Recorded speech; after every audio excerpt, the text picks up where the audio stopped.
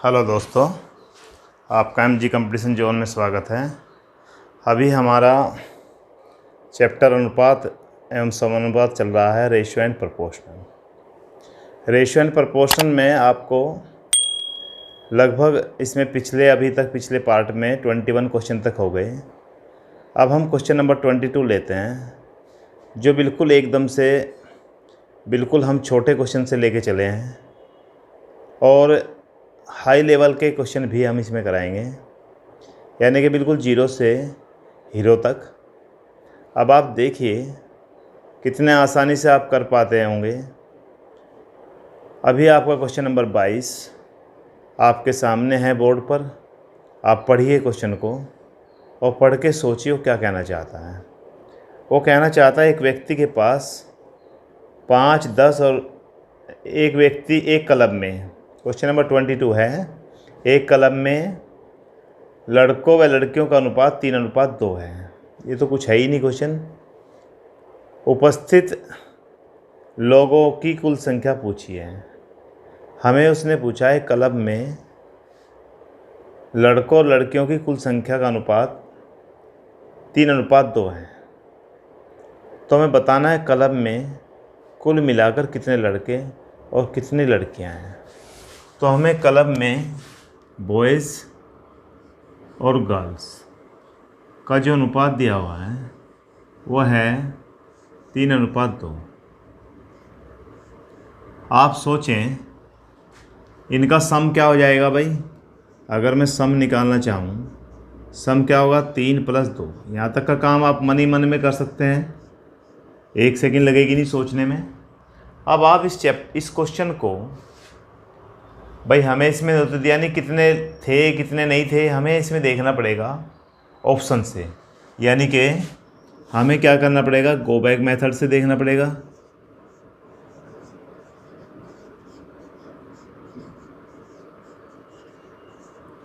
Go back method क्या कहता है? गो बैक मेथड कहता है यह अप्रोक्सीमेशन मेथड होता है, जिसमें हम गो बैक मेथड में होता है हम आंसर से, इसके ऑप्शन जो दिए होते हैं उस ऑप्शन से ही अपना आंसर निकालें। अब देखिए आपको 18, 25, 16, 24, 18, 25 और 16, 24 ये ऑप्शन दिए हुए हैं। आप देखिए इस 5 से कौन कट रहा है, इस 5 से केवल एंड केवल ये कट रहा है, तो आपका आंसर ये ही हो जाएगा। अगर मैं कहूँ आपको सर हमने तो 25 ही क्यों देखा, 18 क्यों नहीं देखा, चलो भाई हम 18 देखते हैं। अगर मैं 18 को 5 से काटूं तो 5 से 5 × 3 = 15 और 5 × 30 कितना आता है, 3.6 आएगा। 3.6 की गुना मैं 3 से करता हूँ, 3 × 18 और 3 × 9 और 1 10। क्या लड़के और लड़कों की संख्या 10:8 में आ सकता है? नहीं आ सकता। तो इसका मतलब केवल एंड केवल जो इसके योग से कट जाएगा, जो 25 अनुपात में बट जाएगा, 25 में से बराबर पूर्ण संख्या बट जाएंगी, वही आंसर हमारा होगा। तो 25 ही एक ऐसा नंबर है जिससे जो इस नंबर से कट रहा है, तो इसका आंसर क्या होगा, 25। अब आगे चलते हैं। हमारे क्वेश्चन वेरी सिंपल होते हैं। देखिए हम हर जगह इस तरह का रूल न लगे कि हम सब जगह करके ही देखना है या किसी क्वेश्चन का पूरा मेथड लगाना है।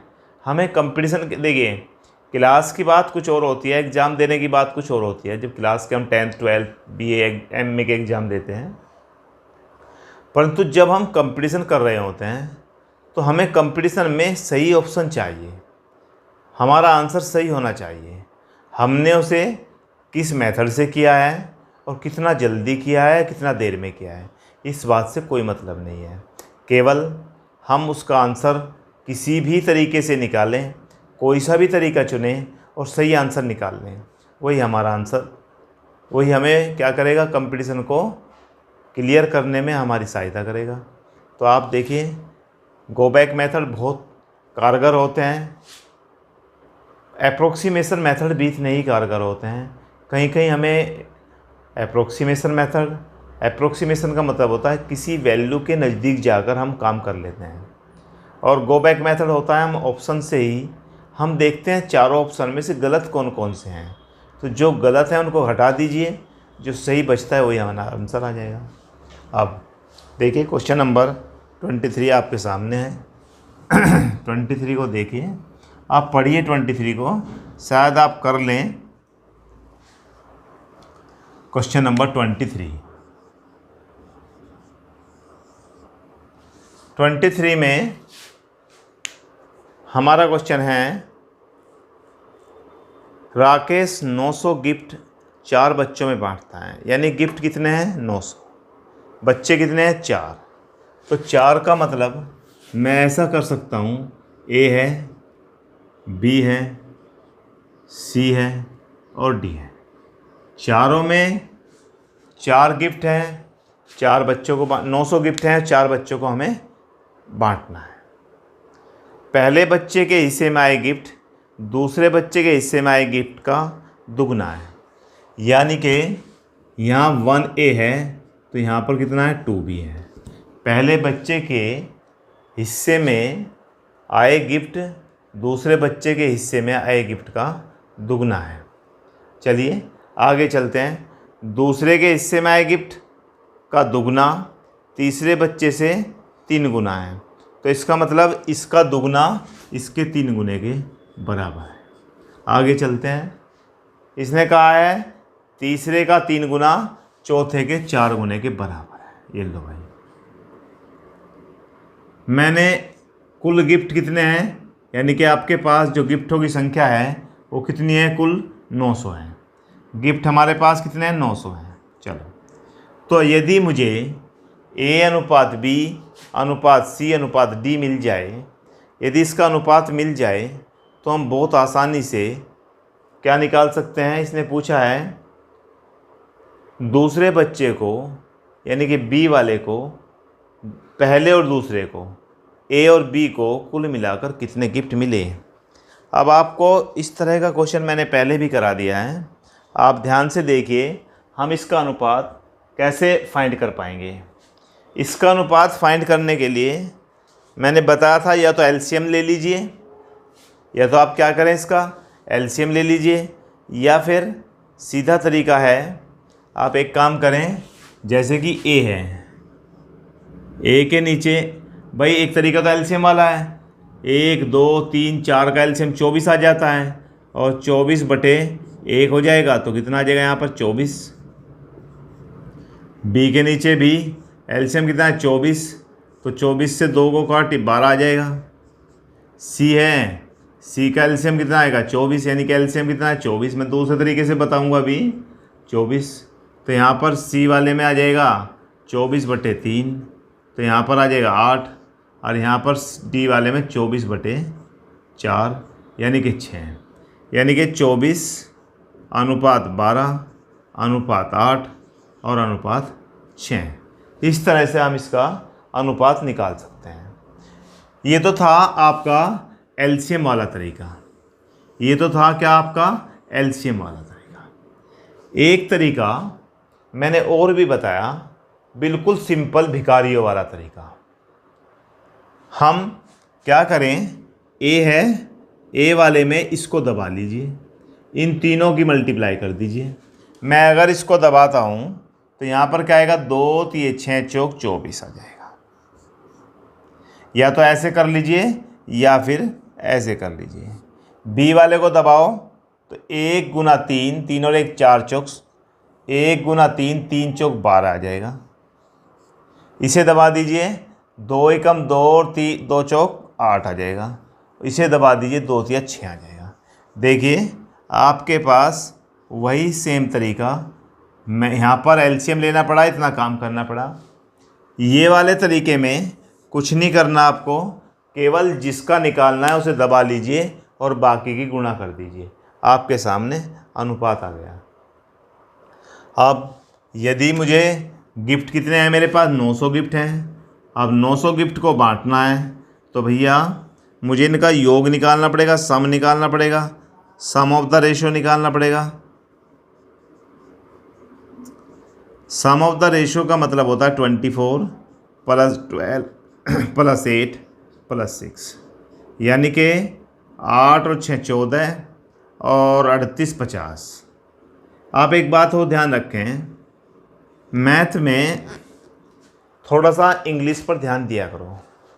हम इंग्लिश लैंग्वेज में आसानी से समझ पाते हैं। और भी एक बात होती है, आपने जब भी आप कंपटीशन दोगे, जब भी आपकी त्रुटि आती है एग्ज़ाम में, जब भी गलत होता है तो हिंदी वाले पोर्शन में ही गलत होता है। इंग्लिश में वो क्वेश्चन सही लिखा होता है और हिंदी में उस क्वेश्चन में कुछ ना कुछ त्रुटि आ जाती है, गलती हो जाती है और आपको उसका नंबर आपका कट जाता है। तो इसलिए आप थोड़ा सा, कुछ नहीं है, बिल्कुल एक मन की बात है, मन की सोचने वाली बात है कि हम इंग्लिश मीडियम के नहीं हैं, हम हिंदी मीडियम के, इसलिए हिंदी में पढ़े हैं। और अगर आप थोड़ा सा इंग्लिश की तरफ ध्यान दें तो आराम से आपको समझ में आ जाएगा। वही लैंग्वेज में केवल वही वर्ड हैं, टेक्निकल वर्ड कुछ ही हैं जो वही बोले जाते हैं हर बार। देखिए, या तो आप रेशो लिख लीजिए या अनुपात लिख लीजिए, सम करना ही है, सम आप सबको पता ही है। तो आपका 50 आया, यानी कि सीधी सी बात हो गई, 50 जो है किसके बराबर है, हमारे जो 50 नंबर हैं मैं यहाँ इस पोर्शन में कर देता हूँ या फिर दोबारा से बता देता हूँ। देखिए, आपका जो ABCD का अनुपात चाहिए मुझे, तो अनुपात में क्या आएगा, इसको दबाया मैंने तो इसको दबाने पे 2 3 6 चौक 24, और इसको B वाले के लिए इसको दबाया तो 3 चौक 12, इसको दबाया 2, यानी कि यहाँ पे 2 एकम 2 चौक 8 आ जाएगा और यहाँ पर 6 आ जाएगा। तो हमारे पास ये अनुपात हो गया। और हम सम ऑफ द रेशो लिखें, यानी कि अनुपातिक योग लिखें, सम ऑफ रेशो, इनका योग कर लें तो क्या आता है 24 + 12। अब एग्ज़ाम में ऐसा लिखने की आवश्यकता नहीं है, आप सीधा सीधा ऐड कर दीजिए 50। तो यानी कि 50 किसके बराबर है भाई, 900 के बराबर है। और भैया 1 किसके बराबर होगा, 900/50, यानी कि 18 के बराबर। 1 किसके बराबर आएगा, 18 के। हमें किसका निकालना है, A + B। A को कितना मिल रहा था, 24, 24 गुना कितना हो जाएगा 18, प्लस B को कितना मिला 20, 12, 12 गुना कितना हो जाएगा 18, 18 चौक 72, 18 दूनी 36 और 7 कितना हो जाएगा 43, 12 अट्ठे 96, 12 एकम 12 और 9 कितना हो जाएगा 21। मैंने आपको बहुत बढ़िया तरीके से बताया कि आप पहाड़े याद कीजिए, जितने आप पहाड़े ज़्यादा याद करोगे उतना ही आपका आंसर सही आएंगे। देखिए 16 और 32 48 हो जाएगा और 4 और 2 6 हो जाएगा। तो इसका मतलब हमारे से पूछा गया था कि A पहले और दूसरे बच्चे को कुल मिलाकर कितने गिफ्ट प्राप्त होंगे। तो पहले को और दूसरे को कुल मिलाकर कितने गिफ्ट प्राप्त है, 648। करने में 5 मिनट लगती है दिखाने में, परंतु अगर सोचा जाए, आप अपने आप भी सोचो तो आधे मिनट में क्वेश्चन हो जाता है। अब चलते हैं आगे, आप इसको नोट कर लीजिए। इससे आगे नेक्स्ट क्वेश्चन है 24। ये हमारा क्वेश्चन नंबर 23 था। अब हम क्वेश्चन नंबर 24 करते हैं।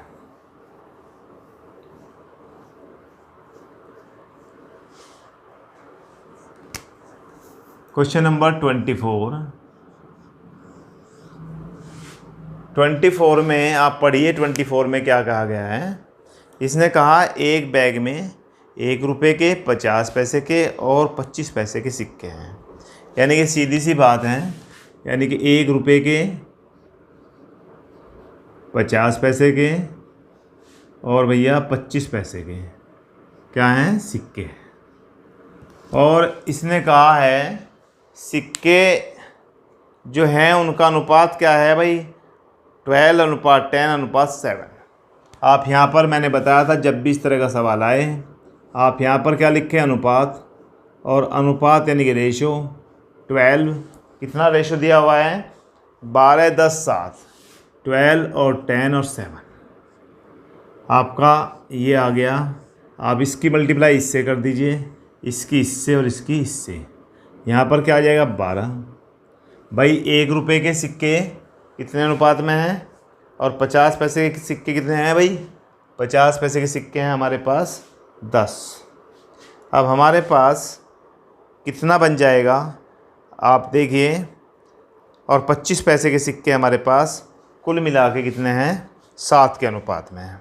अब आगे देखिए, इसके हम मल्टीप्लाई करें तो किस टाइप से अब आप देख रहे हैं, यानी कि हमें क्या दिया हुआ है, अनुपात किसका दिया है, मूल्य, कीमत का। आप इसे लिख लीजिए यहाँ पर कीमत, तो कीमत यानी कि उसके मूल्य। अब 12 रुपये हैं, 1 रुपये के कितने सिक्के होंगे, उसमें 12। यहाँ पर लिख लीजिए आप सिक्कों की संख्या, सिक्कों की संख्या। फिर सुने ध्यान से, इसने कहा था 1 रुपये के सिक्के हैं और 50 पैसे के सिक्के हैं और 25 पैसे के सिक्के हैं, यानी कि 50 पैसे के, 1 रुपये में 50 पैसे कितने सिक्के होते हैं, 2। 1 रुपये में 50 पैसे के सिक्के कितने होते हैं, 2।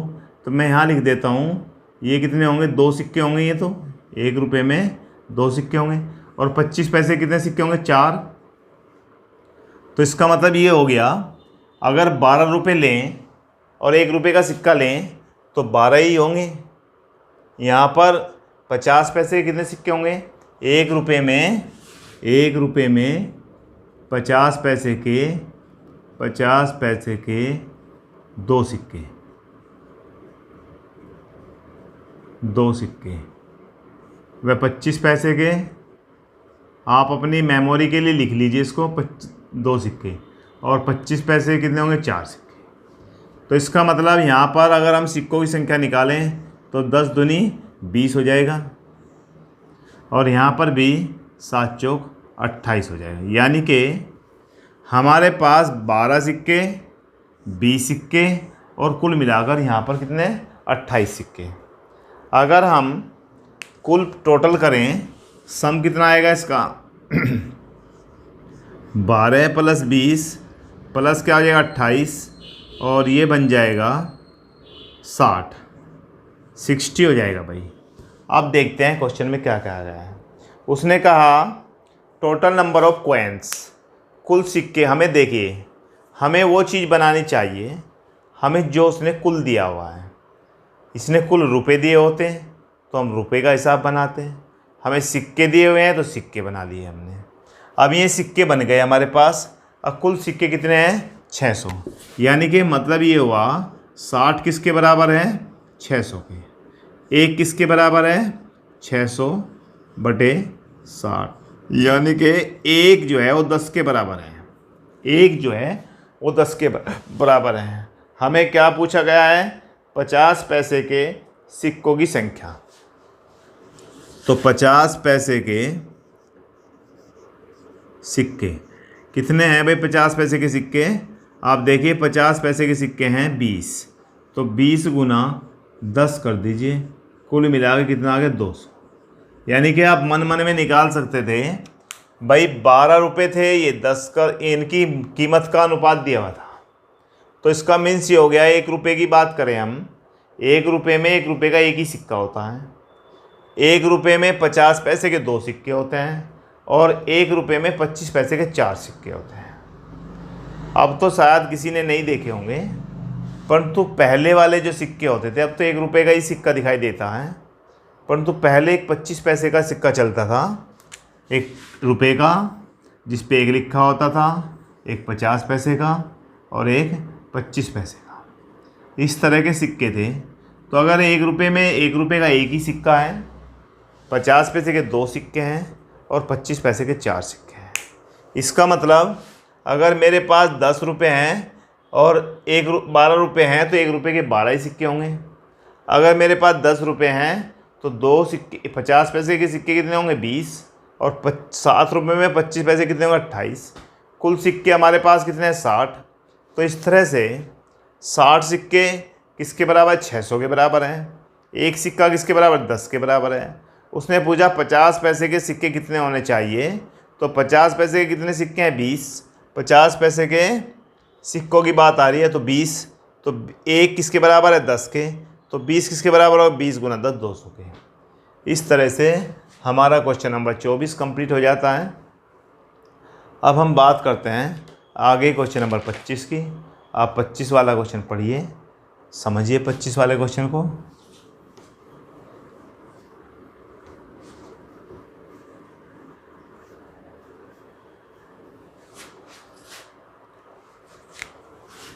क्वेश्चन नंबर 25 देखिए, ये जितने भी चैप्टर हैं, ये सभी चैप्टर में एक एक क्वेश्चन आपको कराया जा रहा है, लगभग हर टाइप का क्वेश्चन कराया जा रहा है, और सभी चैप्टर से आपके एग्ज़ाम में क्वेश्चन आने वाले हैं।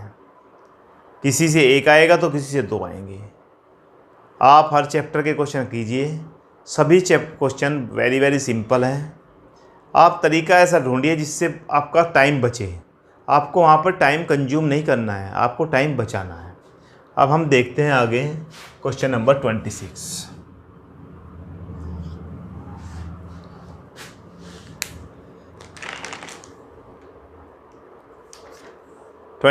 नहीं भाई, 25 ही आएगा। क्वेश्चन नंबर 25 में हमें दिया है 200 लीटर के मिश्रण में, एक मिश्रण है, मिश्रण में दूध और पानी, यानी कि दूध और पानी को एक जगह मिला दिया गया, मिक्सचर है, उसमें मिक्सचर में क्या मिला दिया गया, दूध और पानी, और उसे मिलाया गया 3:4, 3:4 के रेशो में मिलाया गया। उसने कहा है यह अनुपात बदलकर 3:5 हो जाता है यदि उसमें मिलाए गए अतिरिक्त पानी की मात्रा, यदि उसमें कुछ पानी मिला दिया जाए तो पानी मिलाने पर उसका जो नया अनुपात है, दूध नहीं मिला, दूध उतना ही रहा, पानी मिलाया और पानी मिलाने पर अनुपात कितना हो जाता, 3:5। यानी कि जो मिश्रण है, हमारे पास जो मिक्सचर है, उसमें कौन था भाई, मिल्क था, और कौन था, वाटर था, और मिल्क और वाटर का जो अनुपात था वो था 3:4, और फिर उसमें कुछ पानी मिला दिया गया और फिर अनुपात क्या बन गया, 3:5। यानी कि कुछ पानी मिलाने पर अनुपात क्या बना, 3:5। ऐसे प्रश्नों में हम सबसे पहले देखते हैं, हमने मिल्क तो नहीं मिलाया, मिल्क में कुछ नहीं करा, केवल पानी की बढ़ोतरी की गई, तो मिल्क बराबर रहना चाहिए। यानी क्या होना चाहिए, ये दोनों यहाँ पर समान होने चाहिए, दोनों इक्वल होने चाहिए। अब मैंने कहा, तुम कहो क्यों होने चाहिए, क्योंकि भाई मैंने दूध तो मिलाया ही नहीं, तो दूध तो बढ़ेगा नहीं, दूध तो उतना ही रहेगा। केवल एंड केवल क्या मिलाया है मैंने, पानी मिलाया है। तो पानी मिलाने पर यहाँ अंतर कितना आया, यहाँ पर तो अंतर आना स्वाभाविक है, तो यहाँ पर अंतर कितना आया, 1 का। इस जगह पर यानी कि पानी मिलाने पर उसमें जो पानी मिलाया हमने, तो वहाँ पर अंतर कितना आया, 1 का। अब इसकी बात सुनते हैं। ये कह रहा है कितना अतिरिक्त पानी मिला दिया जाए, कितना पानी मिला दिया जाए, और हमारे पास टोटल मिक्सचर कितना है, 210। टोटल मिक्सचर जो है वो कितना है, 210। जब हमारे पास 210 लीटर मिक्सचर था, तो हमारे पास ये वाला पानी और वाटर कितना था 3+4, यानी कि 3+4 कितना था, 7। ये वाला 3+4 7 था, तो ये 7 किसके बराबर था, ये 7 210 लीटर के बराबर था। जब हमारे शुरू में पानी देखा, एक ड्रम में दूध और पानी देखा, उस ड्रम में 210 लीटर मिक्सचर था और अनुपात कितना था, 3:4 था। तो इसका मीन्स ये हो गया, 7 जो है, 3 और 4 को ऐड कर दें तो 7 जो है, 7 भाग किसके बराबर हैं, 230 लीटर के, और 1 पार्ट किसके बराबर होगा भाई, 210/7, यानी कि 30 लीटर के। यहाँ पर देखिए सवाल हो गया, यहाँ पर देखिए कितना अंतर आया, 1 भाग का। कितना अंतर आया, 1 भाग का अंतर। तो यानी कि 1 भाग का अंतर आया, तो पानी मिलाया गया कितना, 30 लीटर। पानी में पानी बढ़ा, पानी में वृद्धि जो हुई, पानी में वृद्धि 1 भाग की, 1 पार्ट कितनी हुई भाई, 1 पार्ट। और 1 पार्ट किसके बराबर है, 30 लीटर के। तो 30 लीटर क्या मिलाया गया उसमें, अतिरिक्त वाटर, 30 लीटर अतिरिक्त वाटर मिलाया गया। फिर समझ लीजिए, फिर समझो ध्यान से, एक हमने एक ड्रम लिया और उस ड्रम में हमने कितना 210 लीटर मिक्सचर लिया। उस 210 लीटर में क्या अनुपात था उसका, 3:4। दूध और पानी का अनुपात था 3:4। तो भैया 3 और 4 7 हो गया। 7 भाग किसके बराबर, 210 के। तो 1 भाग किसके बराबर है, 30 लीटर के। अब हम देखते हैं पानी कितने भाग बढ़ा।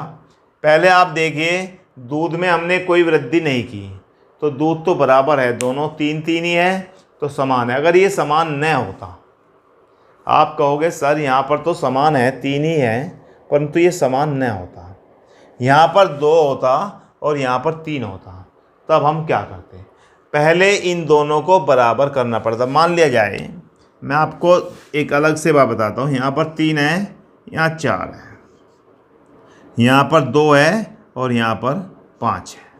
आपका ये दोनों समान नहीं है, इसमें आपको 2 से गुना, इसमें आपको 3 से गुना। नया अनुपात देखिए 9 और यहाँ पर 2 चौक 8, और सॉरी 6 और 8, यहाँ पर 2 3 और 2 कितना हुआ 5, सॉरी 3 दूनी 6 और 3 पंजे 15। यहाँ देखिए समान हो गया, यहाँ पर क्या हो गया, ये समान हो गया, इक्वल हो गया। यहाँ पर कितना बढ़ा, 7 बढ़ा, यहाँ पर कितना बढ़ा, 7 बढ़ा। तो फिर हम देखते 7 भाग कितना पानी आएगा।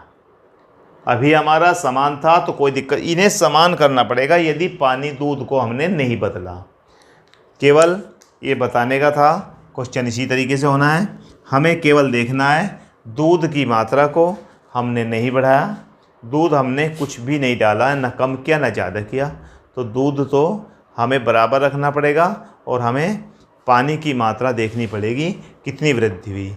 यानी कि 7 की वृद्धि 210 के बराबर थी, 1 भाग 30 लीटर के बराबर था।